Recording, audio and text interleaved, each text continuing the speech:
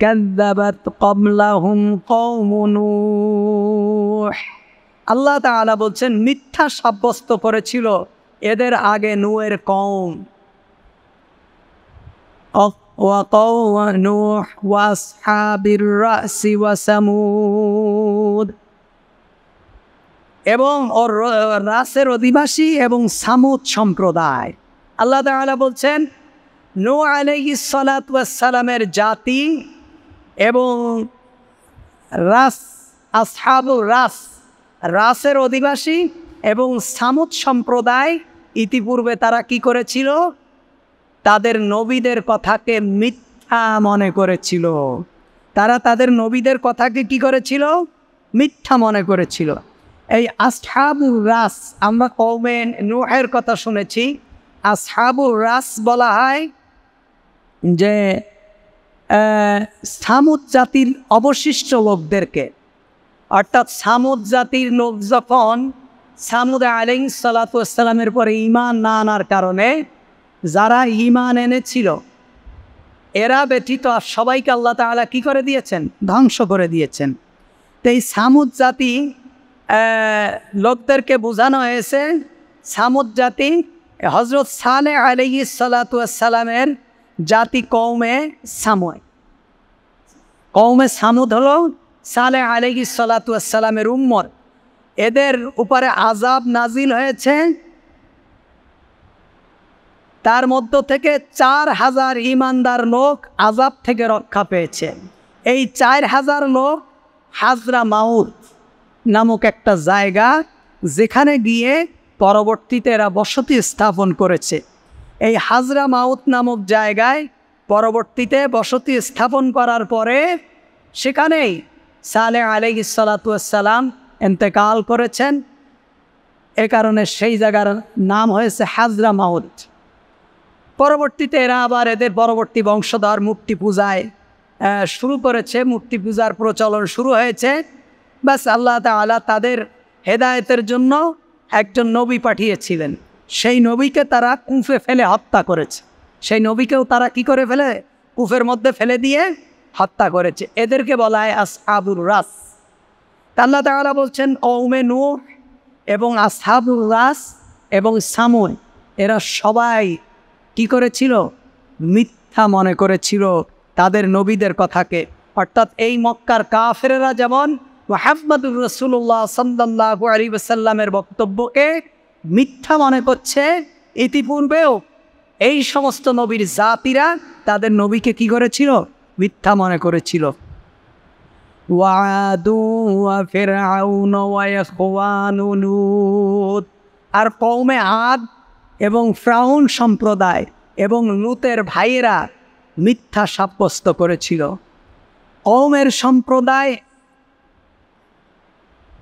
কওমে আদ এবং ফিরআউন এবং লূত, লূত আলাইহিস সালাতু ওয়াস সালামের আপন ভাইয়েরা পর্যন্ত তার ভাইকে কি নবী হিসাবে মেনে নেয়নি।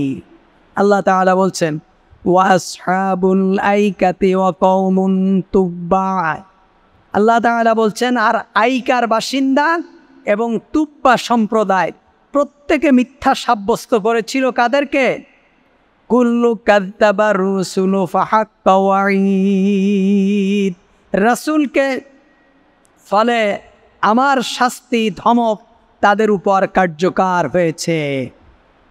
আল্লাহ তাআলা বলছেন যে যে তুব্বা সম্প্রদায় এবং আইকা সম্প্রদায় এরা তাদের রসুলকে, তারা প্রত্যেকেই তাদের রসুলকে অবিশ্বাস করেছে। তাহলে বোঝেন রসুলরা কি কখনো মিথ্যে কথা বলতো? কোনো ধরনের প্রতারণার সাথে জড়িত ছিল, কিন্তু তাদেরই পরেও মানুষ ঈমান আনেনি, তাদের কথাও মানুষ তৎকালীন সময় বিশ্বাস করেনি। তো সুতরাং এই যুগে এসে যদি কোনো সহি কথা, কোনো ভালো আলেমের কথা, কোনো ভালো নেতার কথা যদি কেউ মেনে না নেয়, এটা অবিশ্বাস করার কিংবা কোনো কারণ নেই। কেন? যেহেতু নবীদেরকে তারা মানেনি। সাইদি সাহেবকে যখন ফাঁসি দেওয়া হলো, তখন অনেকেই বলছে সাইদি যদি এত ভালো মানুষ হয়, এত বড় মুফাসসির হয়, তাহলে এই লোককে ফাঁসি দেওয়া হলো, আল্লাহর গজব পড়লো না কেন? আল্লাহর গজব পড়লো না কেন? হ্যাঁ, এই লোককে যদি এইভাবে যদি আল্লাহর এত ভালো মানুষ হয়, এত বড় মুফাসসির হয়, এত কিছু হয়, তা নবীকেই তো মেরে ফেলেছে, আল্লাহর গজব পড়ে নেই কেন? নবীদেরকে মারেনি, বহু নবীকে হত্যা করে ফেলেছে। ইলিয়াস আলাইহিস সালাতু ওয়াস সালামের মাথার থেকে করাত দিয়ে একদম ফেড়ে ফেলেছে। সুতরাং আল্লাহ তাআলা ধরা বড় কঠিন। আল্লাহ তাআলা যখন ধরেন তখন অনেক অপরাধের শাস্তিকে একত্রিত করে ধরেন।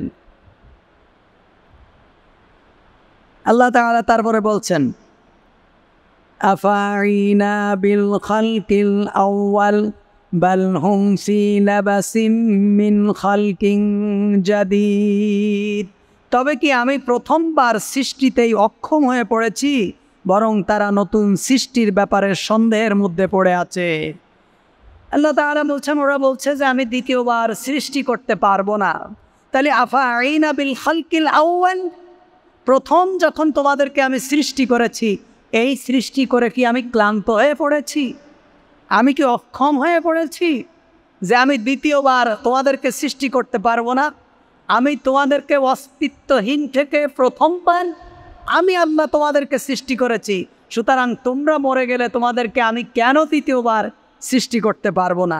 আল্লাহ তাআলা বলছেন এ ব্যাপারে, আমার সৃষ্টির ব্যাপারে সন্দেহের মধ্যে রয়েছে। এরা আমার সৃষ্টির ব্যাপারে যে পরবর্তী সময়ে আমি এদেরকে আর সৃষ্টি করতে পারবো না।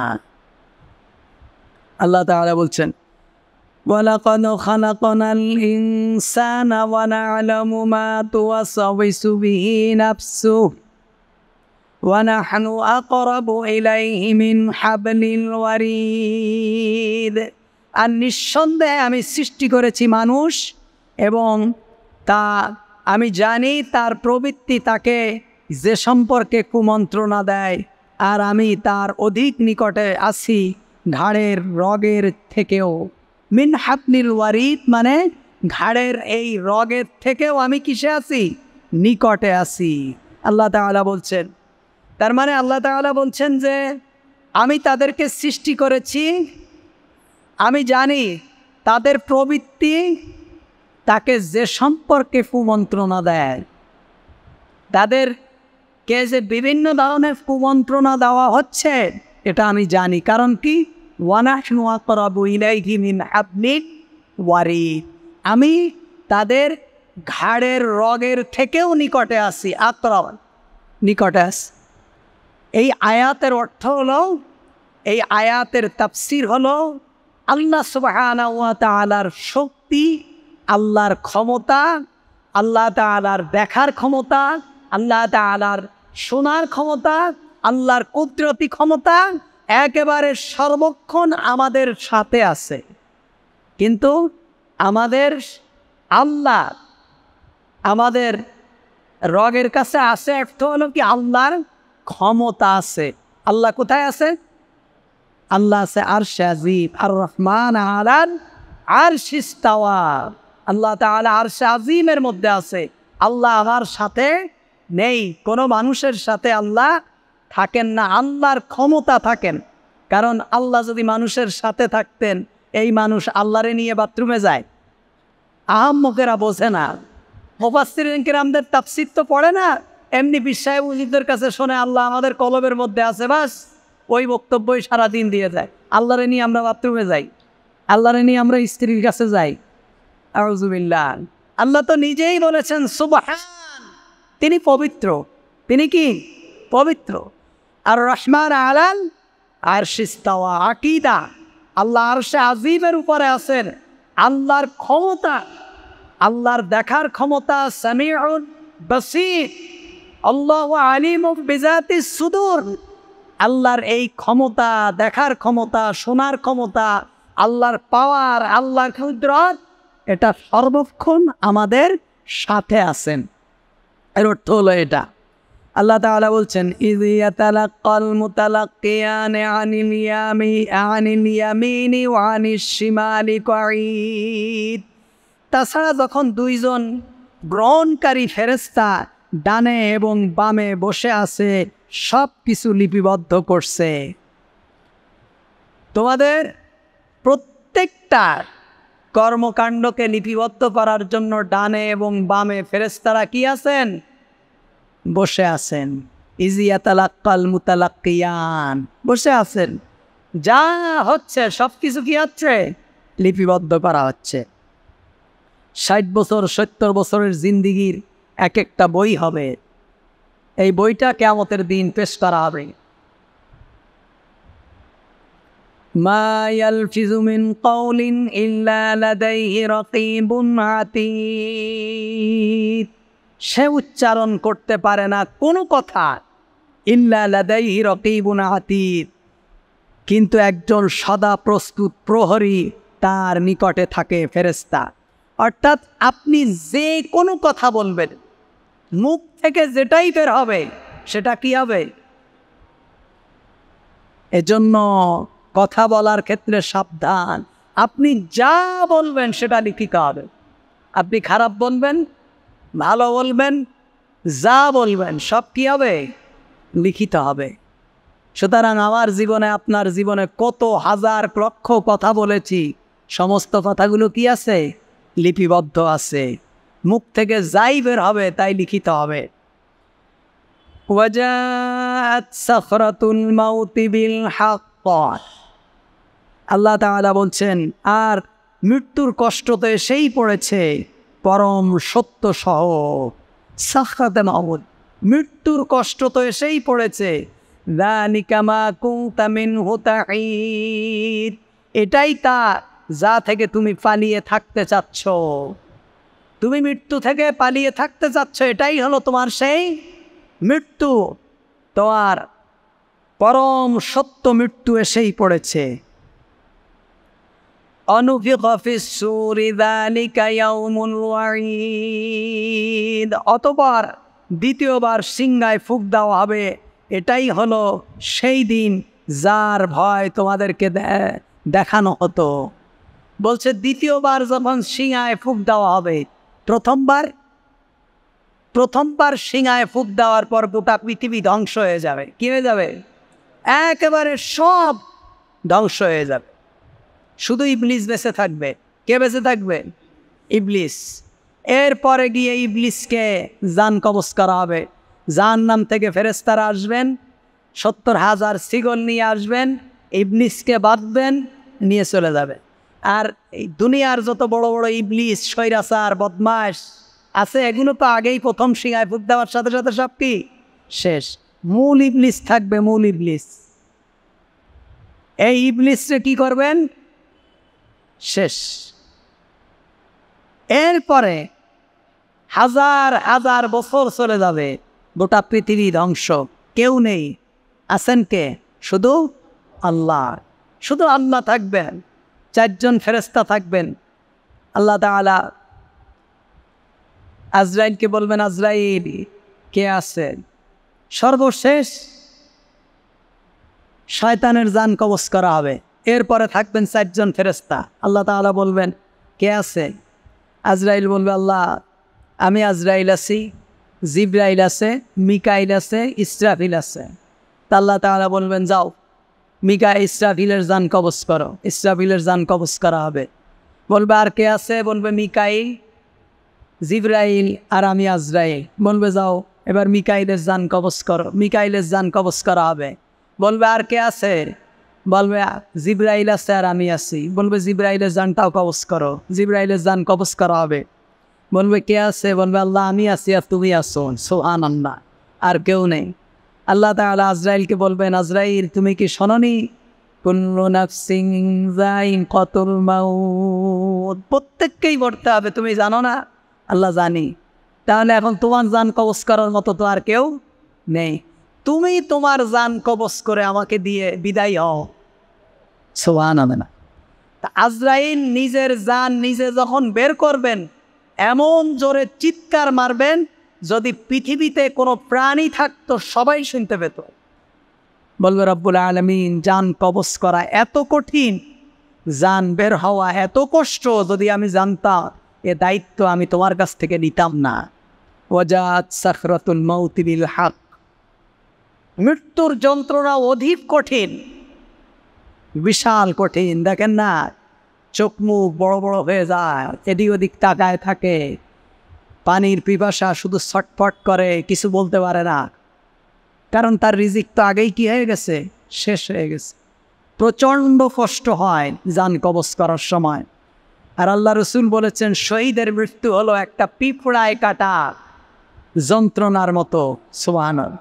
শাহাদাতের মৃত্যু কি? পিঁপড়ায় কাটা একটা, পিঁপড়ায় কাটা যন্ত্রণার মতো একটা শাহাদাতের মৃত্যু। এ কারণে ওমর রাদিয়াল্লাহু তাআলা আনহু সব সময় বলতেন, আল্লাহুম্মা ইন্নী আসআলুকা শাহাদাতান ফি সাবিলিক ওয়াজআল মাউতি ফি বালাদি রাসূলিক। আল্লাহ, তোমার দরবারে আমরা শাহাদাতের মৃত্যু চাই। কি চাই? শাহাদাতের মৃত্যু চাই। আল্লাহ তাআলা, আর কি, আমি তোমার রসুলের শহরের মৃত্যু চাই। এটা ওমর রাদিয়াল্লাহু তাআলা আনহু বলতেন। আমাদের প্রত্যেকটা মুসলমানের শাহাদাতের তামান্না থাকা দরকার, যে আল্লাহ তুমি আমাদেরকে শাহাদাতের মৃত্যু দিও। আল্লাহ তুমি আমাদেরকে কি দিও? শাহাদাতের মৃত্যু দিও। এজন্য ভাই, মৃত্যুর যন্ত্রণা খুব কঠিন। এই প্রথম শিঙায় ফুঁক দেওয়ার পর হাজার হাজার বছর পর্যন্ত পৃথিবী এই অবস্থায় থাকবে। তখন আল্লাহ তাআলা আবার ইসরাফিল আলাইহিস সালাতু ওয়াস সালামকে জীবিত করবেন, জীবিত করে বলবেন শিঙায় ফুঁক দাও। তো দ্বিতীয়বার শিঙায় ফুঁক দেওয়া হবে, তখন আল্লাহ তাআলা বলবেন, সবাইকে সৃষ্টি করে বলবেন, এটাই হলো সেই দিন যেই দিনের ভয় তোমাদেরকে দেখানো হয়েছে। কাফিরদেরকে বলবেন, তোমরা তো পরকালীন জীবন সম্পর্কে সন্দিহান ছিলে, তোমরা পরকালীন জীবন সম্পর্কে অবিশ্বাস করেছ। এটাই হলো ইয়াউমুল ওয়াঈদ, এটাই হলো সেই দিন যেই দিন আজকে আবার পুনরাবৃত্ত হলো। এই হলো সেই কিয়ামতের দিন, যেই দিন সম্পর্কে তোমাদেরকে কি করা হয়েছে? ওয়াঈদ শব্দের অর্থ হলো ভয় দেখানো হতো। وجاءت كل نفس معها سائق وشهيد। আর প্রত্যেক ব্যক্তি হাজির হয়ে গেল এমন অবস্থায় যে তার সাথে রয়েছে একজন পরিচালক এবং একজন সাক্ষী। এর অর্থ হলো, ইতিপূর্বে আয়াতে আল্লাহ তাআলা কিয়ামতের সংগঠন এবং পুনর্জীবন লাভ, হাসরের ময়দানে হাজির হওয়ার একটি বিশেষ অবস্থা আল্লাহ তাআলা উল্লেখ করেছেন আগের আয়াতগুলোতে। এখানে আল্লাহ তাআলা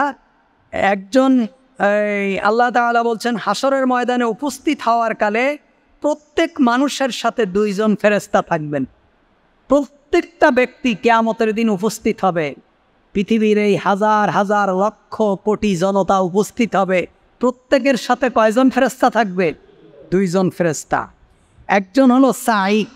সাইক সাইক বলা হয়, আরবিতে ড্রাইভারকেও সাইক বলা হয়। সাইক মানে ড্রাইভার। আর এখানে সাইক বলা হয় পশুকে বা কোনো দলের পেছনে থেকে তাকে বিশেষ স্থানের দিকে হাঁকিয়ে নিয়ে যায়। সাইক বলা হয় মূলত পরিচালক। সাইক ড্রাইভার মানে কি? পরিচালক, যে গাড়িটা পরিচালনা করে। আরবিতে বলা হয় সাইক। যারা বিদেশ যায়, যারা ড্রাইভার ভিসায় যায়, ওদের পাসপোর্টে লেখা থাকে আমেলে সাইক, মানে কি? ড্রাইভারের কাজ। তা পশুপালের পিছনে যে থাকে তাকে সাইক বলা হয়। অর্থাৎ পশুদেরকে হাঁকায়ে, তাড়ায়ে, পিটায়ে যে ব্যক্তি নিয়ে যায়। তা একজন ফেরেশতা থাকবে, এই ব্যক্তিটাকে কবরতে ওঠার পরে একে হাঁকায়ে নিয়ে চলে যাবে কোথায়? হাসরের ময়দানের দিকে। আর দ্বিতীয়জন হলো শাহিদ। আল্লাহ তাআলা বলছেন কুল্লু নাফসিম মাআহা সাইকুম ওয়া শাহিদ।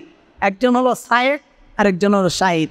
সায়েক হলো একজন হাঁকায়ে হাসরের ময়দানের দিকে নিয়ে যাবে, আরেকজন হলো শাহিদ, অর্থাৎ সাক্ষী প্রদান করবে। আপনার এই কর্মকাণ্ডের সাক্ষী প্রদান করবে এই দুইজন ফেরেশতা। তাদের ডানে এবং বামে আমলনামা লিপিবদ্ধ করত। কেউ কেউ বলেছেন এগুলো হলো কেরামান কাতিবিন, অর্থাৎ সম্মানিত লেখকদ্বয়, অথবা অন্য দুইজন ফেরেশতাও হতে পারে। কেরামান কাতিবিনও হতে পারে, অথবা অন্য দুইজন ফেরেশতাও হতে পারে। মুফাসসিরিন কিরাম ভিন্ন মত পোষণ করেছেন।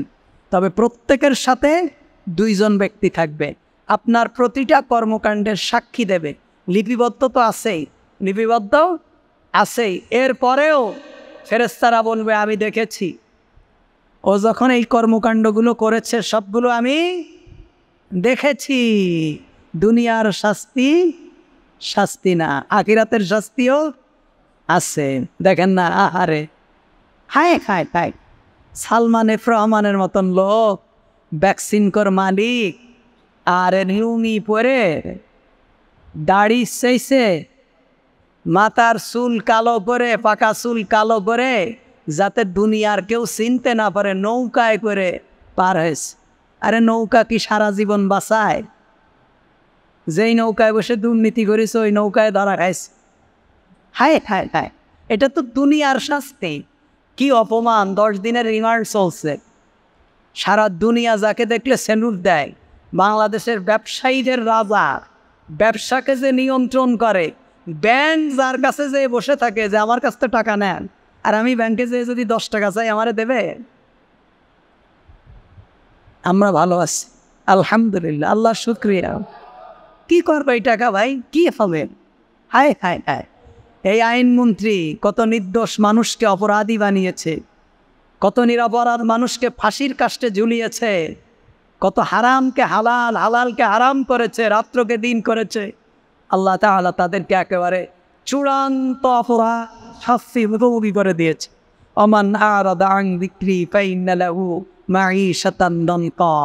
আল্লাহ তাআলা বলছেন, আমার কোরআন থেকে মুখ ফিরায় নেবা, আমি তোমাদেরকে দুনিয়ার জীবন তোমাদের সংকীর্ণ করে দেবো, রিজিক।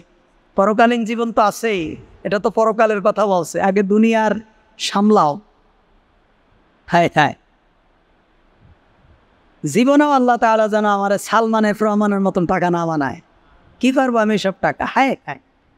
এজন্য বলছি ভাই, এইরকম এগুলো হলো দুনিয়া, আর এদের এই অপরাধের সাক্ষী দেওয়ার জন্য ফেরেশতারা একেবারে কিয়ামতের ময়দান পর্যন্ত উপস্থিত হবে।